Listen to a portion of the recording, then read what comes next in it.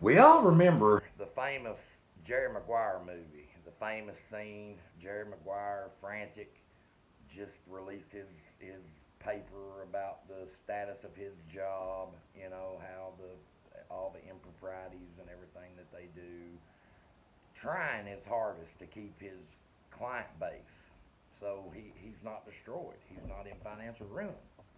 He's on the phone with Cuba Gooding Jr.'s character, uh, declining other calls from other clients who could possibly, build him a pretty good roster, putting all his eggs in this one basket. Show me the money. Show me the money, he says. Show me the money. And here we are, 2020. Show me the evidence. Show me the evidence. That's all I'm hearing. All I'm hearing from the mainstream media. And it kind of feels like Trump's legal team is in a Jerry Maguire position. They've got all their eggs in this basket. And until we can see in the basket, we really don't know what they have or not. Maybe that's the strategy. Or maybe they do have evidence, and maybe they don't want the mainstream media to taint the evidence, to release the evidence, to taint it, to put a spin on it, to put doubt on the evidence, to do basically what they've been doing to Trump since he's been elected, since before his election. Negative press coverage. I mean, we already see the stories about Trump losing all these lawsuits that he never even filed. I mean, because somebody, the GOP or some person files a lawsuit on behalf of Republicans, on behalf of maybe President Donald Trump, that doesn't mean that that's Trump filing a lawsuit. We see on every YouTube video, every Facebook video, every Twitter post, every basically social media post that has to do with the election, that the AP has called it for Joe Biden. That the mainstream media says Joe Biden's president, so Joe Biden's the president. Tucker Carlson. I like Tucker. I have nothing against Tucker. I think Tucker calls it pretty straight down the middle. He has right-leaning sensibilities, but he's not going to not call out impropriety. But on that same vein, I understand why they don't want anybody in the media getting access to this evidence. Because if one media source gets it, the other media sources get it, and here we go. It's kind of like playing poker. Your bet check raise. It's a game. Check raise, check raise. You're not going to show your hole cards until the river's flopped. And I don't blame the Trump campaign or the Trump law team for doing that. I don't blame them keeping their cards close to the vest until that evidence has had a chance to be seen in court. It's common sense. Now, is that evidence relevant? Is it what they say that it is? It could be, maybe, maybe not. I don't know. Speculation at this point. I don't see Sidney Powell being able to fake the emotion that she had in that press conference the other day. If she can, she's in the wrong profession. She needs to go into acting, because if that was fake, then that's an Emmy award winning performance, Oscar worthy, right there. You can't fake emotion like that. You cannot fake the emotion. Either she has something, or she believes that she has something. Now, whether that something is earth-shattering, I don't know. But she believes it because she was very emotional about it. And she knows. She, of all people, should know how this whole game works. She's been defending Michael Flynn for the past 4 years. I think we all know about General Flynn, about what he's been through, and how she was talking for years about how he was set up and screwed, and it was a setup, and they were out to get him. They targeted him. And the mainstream media, unsubstantiated. No. And what did we find out during impeachment when all this evidence came out that she's been trying to get for years? That he was set up, that they did target him, that they thought there was no reason to go after him until certain people decided to go after him. And that's my question. That's the question that I have is, why would they show the mainstream media, the biased mainstream media, anything? I wouldn't. I wouldn't show them anything. I would keep my evidence. I would show enough, like they were doing. I would show enough affidavits to allow people to see that there are problems here. And let's get back to what they say about this widespread voter fraud. It doesn't have to be widespread. There's only like 6 or 7 states that actually decide the election of the president. So in those 6 or 7 places, all you need is fraud in the biggest places. All you need is a few 100,000 votes here or there, kind of like we got in Michigan. Everybody talks about, Michigan. How do you get 100 and some thousand, 170 some thousand odd votes, mail-in votes, that are attached to 0 registered voters? How does that work? I would still like for somebody to explain that to me. Everybody says, well, Georgia's certified, and that proves that there's no... Well, let's talk about Georgia for a second. Georgia, they found votes that weren't counted. And I can distinctly remember some Georgia official going on TV and talking about, this is going to be a recount, recanvass, and an audit all at the same time. No, it wasn't. It was a recount. All you did was count the votes again. You did not check the votes for validity. You didn't match signatures. So how, if you don't match signatures, do you know if that vote is legitimate or illegitimate? You don't. I mean, I can sit down and have $10,000 in Monopoly money and then sit there and count it and say, well, I've got $10,000. But it's Monopoly money. What is written on it matters.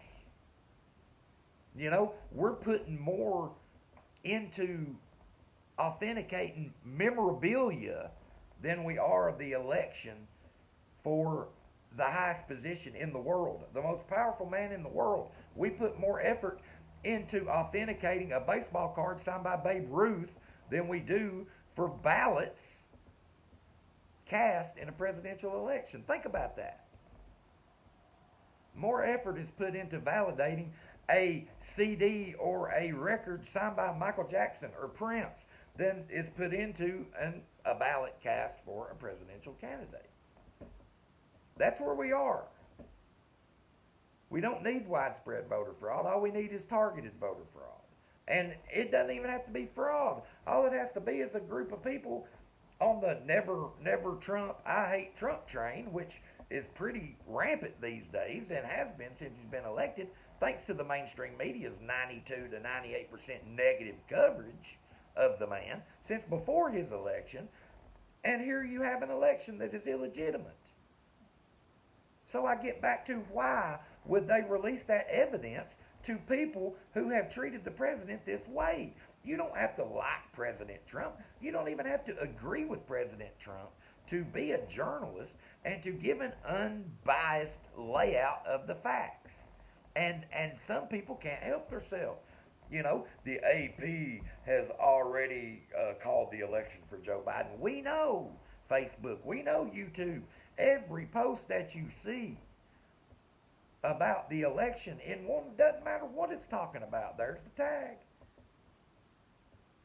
These articles that they write, that they have put out about Trump is dropping lawsuit here, Trump is doing this, Trump is losing, it's all bullshit. They do not take the time to even do a basic Google search about some of this stuff. Rudy Giuliani, he may be old. He's probably not as sharp as he was as a younger man. I would say he would probably even admit that. But the man took down the mob. The man knows a little something about corruption and organized corruption. I would say he's probably one of the foremost experts on it, being that he was the man who took them down when many tried before and failed.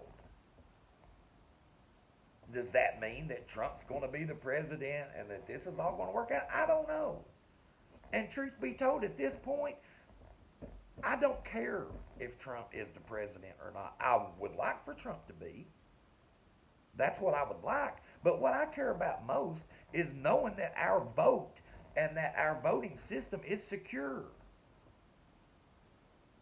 And when you have things that are happening, like happened in Michigan, where people were just pulling ballots in off the damn street, no security, anybody could come in and out of the facility. They say there were people from the Dominion company that were on site. They say that there's been several instances of people from Dominion messing with machines, which shouldn't be messed with right now, when we all know that this is going to go to court and those machines need to be examined. It just, something doesn't smell right. It doesn't pass the smell test. And anybody that says it does, anybody that says you can have 140,000 votes come in and only 2 or 3% for President Trump, that's a statistical anomaly. That does not happen. It can't happen. You say 10%, I might be able to get by with that. 5%, 8%, 15%. But 2% of 140,000 votes? That doesn't smell right. And it doesn't fall in line with the voting patterns in the state. Like I said, 170 some odd thousand absentee ballots that aren't even matched to registered voters. And nobody finds anything wrong with this. They're so worried about their team that they don't care that this could possibly happen. But for years, we heard how Russia hacked the election. Wouldn't both Republicans and Democrats want to make sure that this process is whole and strong and legitimate, regardless of the outcome? I would think, after all the talk, after we had an impeachment of a president, after what we've had for the last 4 years, and now you're telling everybody, well, since our candidate won, no, nothing to see here. You people are idiots. And anybody that falls in line with it are idiots. It's easy. It's targeted. It doesn't have to be widespread.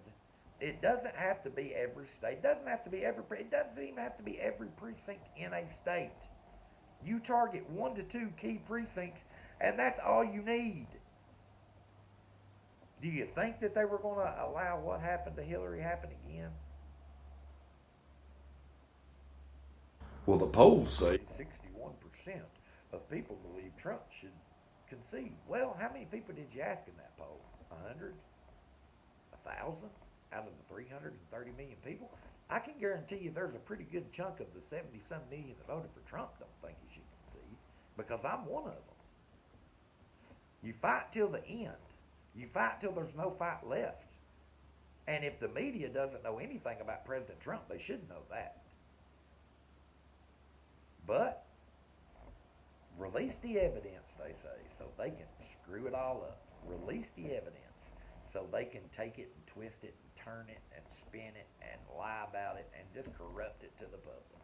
Because after all, it doesn't matter. This is no longer a case that we try in court. This is tried in the court of public opinion.